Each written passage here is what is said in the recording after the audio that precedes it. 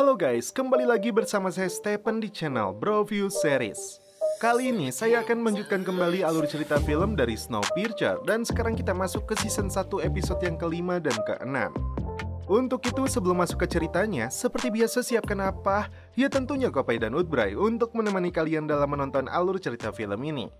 Dan sekarang kita masuk ke filmnya.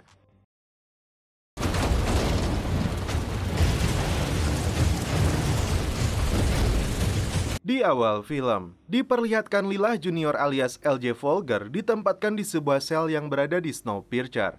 Layton berhasil mengungkap kejahatan yang dilakukannya bersama dengan pengawalnya Eric yang sudah terbunuh. Licik dan jahatnya si Melanie, detektif Layton sendiri malah ditempatkan di laci tidur.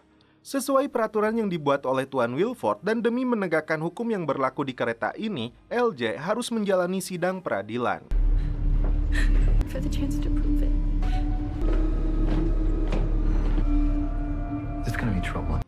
Sementara itu, Josie yang memiliki latar belakang sebagai dokter hewan berusaha mengobati Susan yang mengalami infeksi parah dari hukuman potong tangan yang dia terima. Karena obat-obatan yang terbatas di gerbang ekor, Josie sangat pesimis Susan dapat melewati masa kritis ini. Tak berselang lama, dia menerima pesan dari Astrid untuk menemuinya di ruang sanitasi kelas 3. Josie terlihat senang karena sepertinya dia akan memberinya informasi tentang Layton. Di saat yang sama, Bastille terlihat bahagia setelah dirinya diberikan akses ke kelas 2 setelah sebelumnya berada di kelas 3. Sebagai pacar sekaligus penjaminnya, Jinju merasa hal yang sama karena itu artinya Bastille dapat tinggal bersamanya.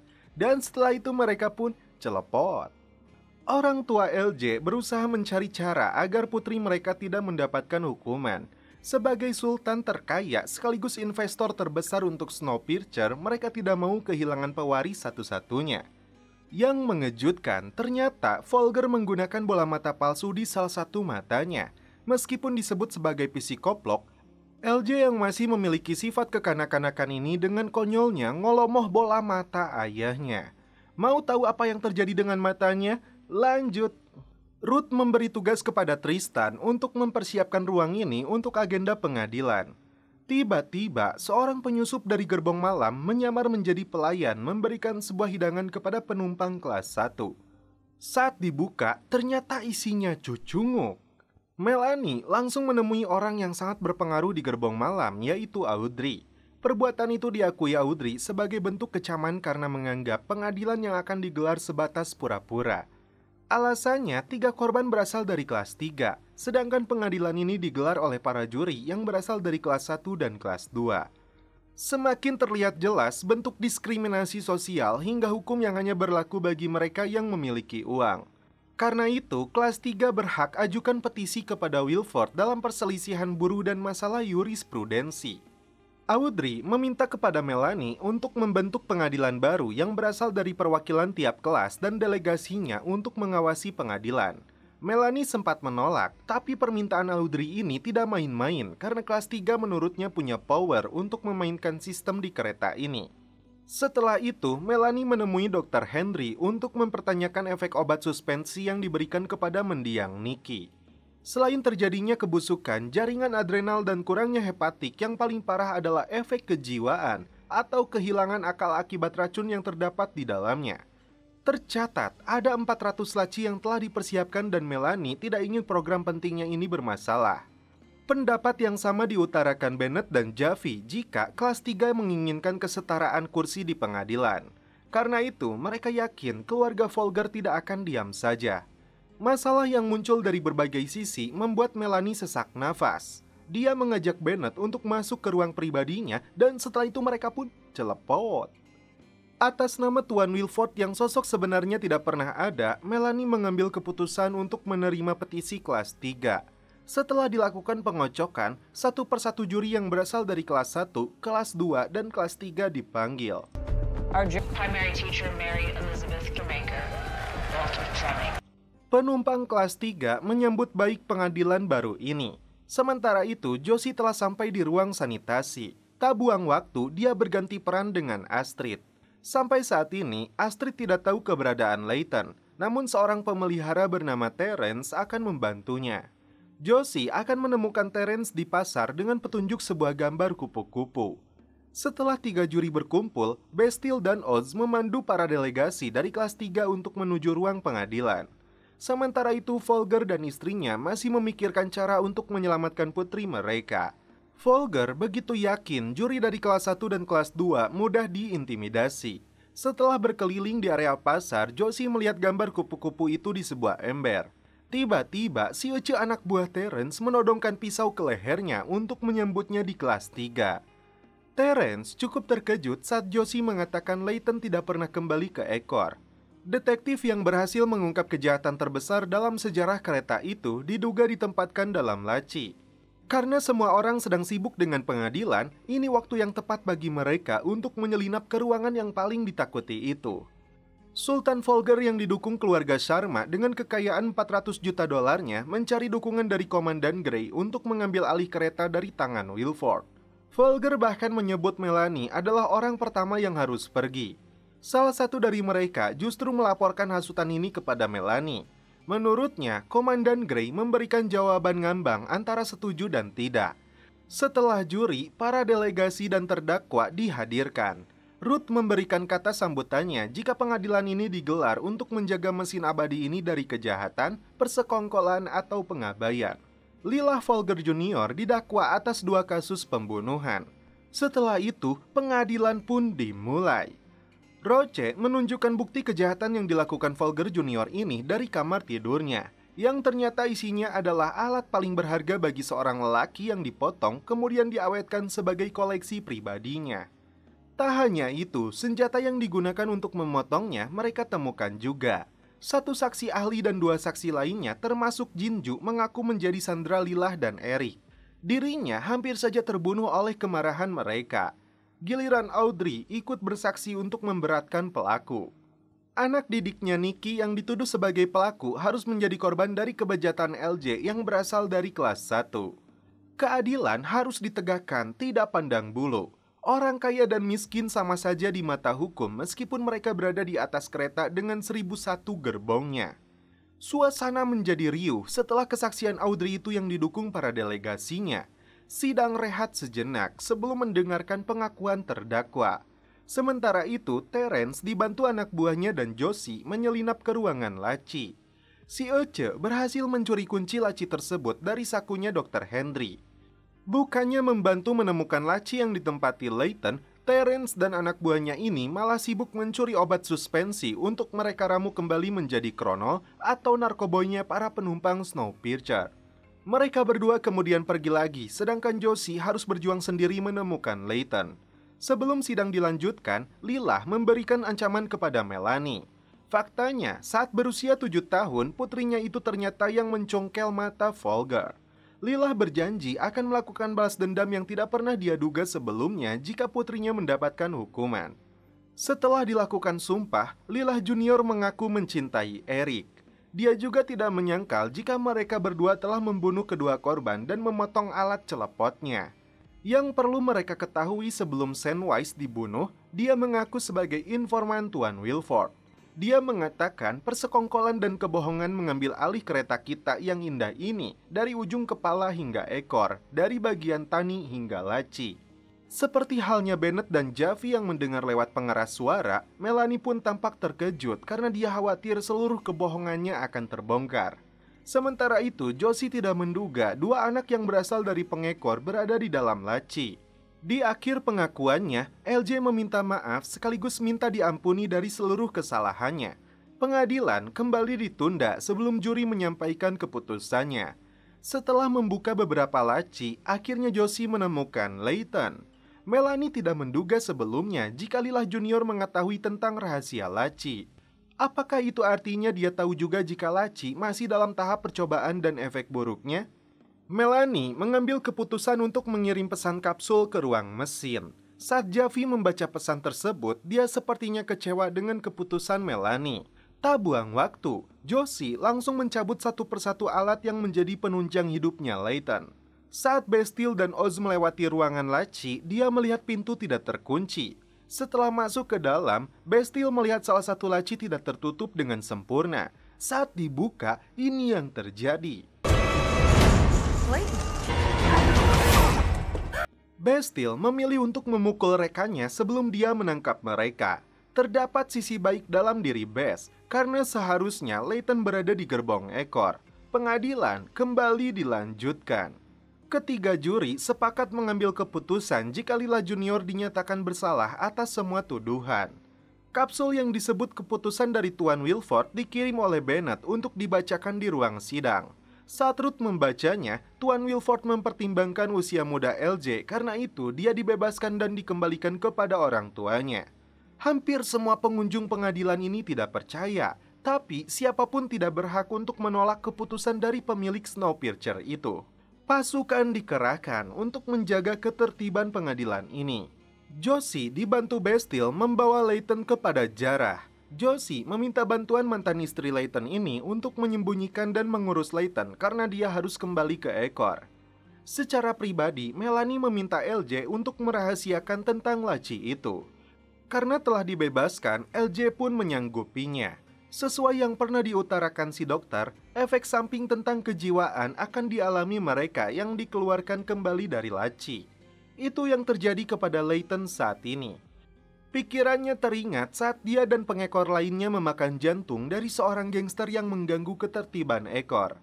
Saat Layton kembali sadar, keputusan tidak populer Melanie yang mengatasnamakan Tuan Wilford di pengadilan justru akan menjadi awal kehancuran Snowpiercer. Terlihat salah satu hidrolik dari kereta ini mengalami kebocoran. Selembaran untuk bersatu melakukan mogok kerja demi keadilan Nikki di kelas 3 mulai menyebar. Sistem alarm peringatan dari kerusakan hidrolik itu diterima tim mesin. Bennett akan turun untuk memperbaikinya kembali. I'll go. Follow protocol. Isn't that nice? Well, is that it? Hey, when she first took this train trial into a total sham. You're not happy. Di ruangan pribadinya, Melanie menunjukkan selembaran itu kepada sahabatnya Jinju. Dia tidak gentar dengan ancaman mereka dan justru akan menghancurkannya. Setelah kejadian itu, Bastille tidak pulang ke kamar Jinju karena dia sadar orang yang dia selamatkan adalah musuh Melanie. Bastille beruntung Oz tidak dendam kepadanya atau melaporkan fakta ini kepada Melanie. Tapi rahasia ini suatu saat akan dia manfaatkan untuk kepentingan pribadinya. Layton pun mulai sadar, tapi emosinya tidak terkendali akibat obat suspensi yang disuntikan kepadanya. Zarah berjanji tidak akan melaporkan keberadaannya dengan pengawalan dari pasukan Melanie datang ke kelas 3. Dia meminta mereka semua sebagai penumpang tidak berbayar di kereta ini untuk menghentikan mogok kerja dan beraktivitas sesuai dengan tugas masing-masing. Beberapa orang langsung berteriak mengecam keputusan Wilford tentang LJ. Petugas langsung beraksi memukuli mereka karena Melanie belum menyelesaikan perkataannya. Atas nama Tuan Wilford, dia akan mengambil 10 buruh yang mogok kerja secara acak kemudian mengirimnya ke ekor. Dan sebaliknya, 10 pengekor akan ditarik ke kelas 3 untuk menggantikan posisinya. Ancaman itu sepertinya efektif untuk menghentikan pemogokan ini. Tak berselang lama, Josie kembali datang untuk membawa Layton ke tempat yang lebih aman. You out of here? To where? He can barely. He's willing to help. There can be no more contact. It's for your own good.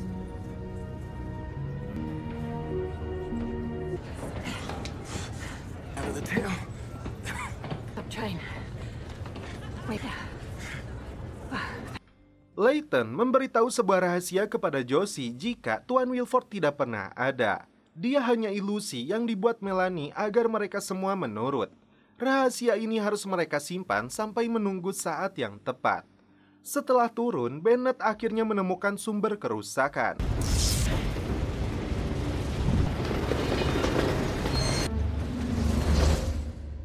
Dr. Pelton yang mendukung perjuangan Josie mengecek keadaan Layton. Dokter ini mengungkap terdapat 11 gerbong yang berisi laci dengan total 400 laci. Mereka berencana untuk melakukan penahanan massal, kemudian percobaan manusia dan pemenjaraan di luar hukum. Oz memaksa si pembuat kertas Walter yang sebelumnya menjadi juri untuk mengatakan dari mana persediaan kertas itu dia dapatkan. Karena si jagurnya dirawel, Walter mengaku dia dapatkan dari Clay di gerbong malam. Sementara itu di ekor, Susan akhirnya meninggal dunia akibat infeksi lukanya yang makin parah. Alright. Hey, come on. Winnie. I want to do something for them. For everyone. They need to see beyond. Fancy meeting you anywhere. What? Oh, we better get a breach team on standby. Hear that?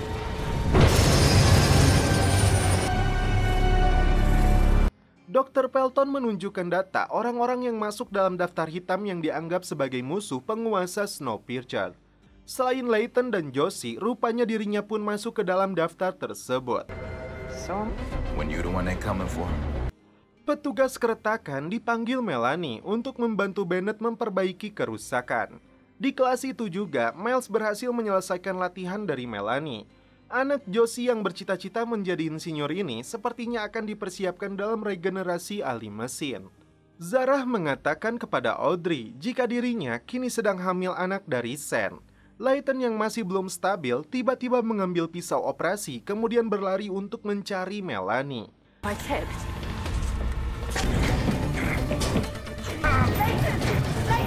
I can get to her. No, you're not thinking.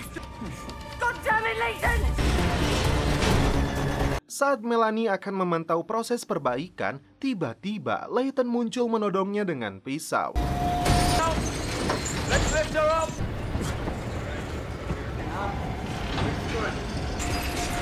Hook up the motor.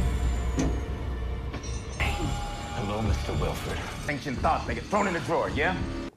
Tak diduga, saat terjadi insiden yang membuat kereta kehilangan kestabilan, kerusakan sistem semakin parah. Seluruh penumpang berada di ujung maut.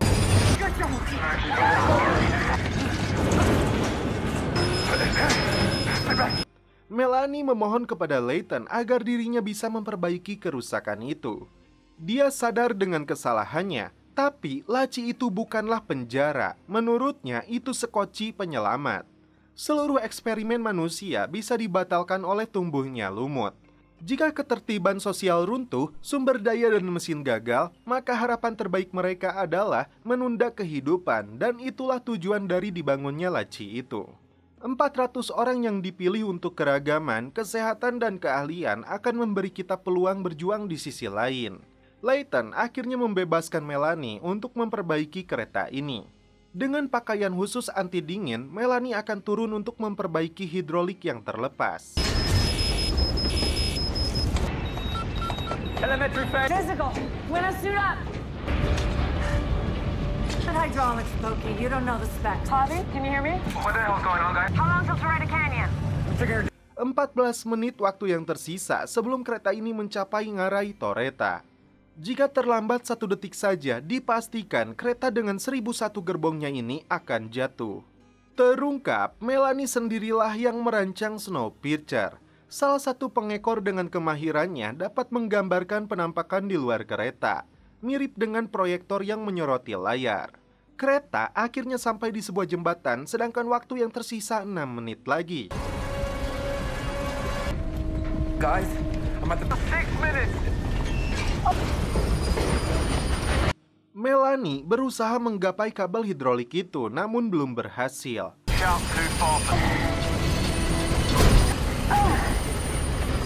Akankah ini menjadi detik-detik kehancuran Snowpiercer? Sebelum terlambat, Layton memilih untuk kembali menemui Josie, satu-satunya wanita yang kini dia cintai. Setelah melalui perjuangan, Melanie akhirnya berhasil menggapai kabel tersebut dan memasangnya kembali.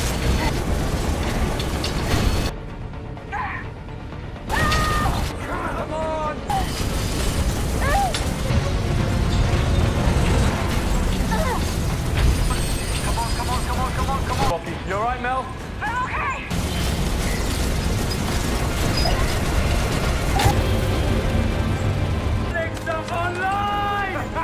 Situasi kembali normal dan terkendali. Ribuan penumpang yang berada di kereta ini bisa bernafas lega.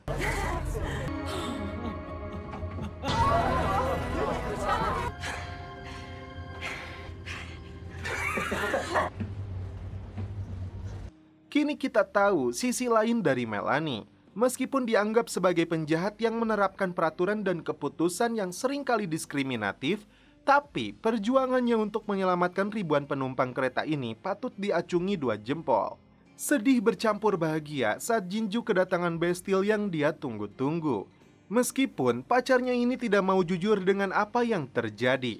Bennett memimpin perayaan meminta mereka menaruh telapak tangannya di bagian kereta sebagai simbol dengungan sakral. Merasakan detak jantung mesin abadi kebanggaan mereka. Melanie yang hadir melakukan hal yang sama. Kejadian ini sedikit banyaknya melupakan perselisihan dan mengangkat kembali citra Wilford. Sementara itu, Dr. Playton memberikan ruangan pribadinya kepada Layton dan Josie agar mereka bisa bersembunyi di tempat ini. Dan setelah itu mereka pun celepot. Di akhir episode ini, Melanie memberikan kaliper kepada Miles. Tapi itu tidak gratis karena Wilford membutuhkan pengorbanan Miles. Rencana apa lagi yang akan dilakukan oleh Melanie? Film berlanjut ke episode selanjutnya.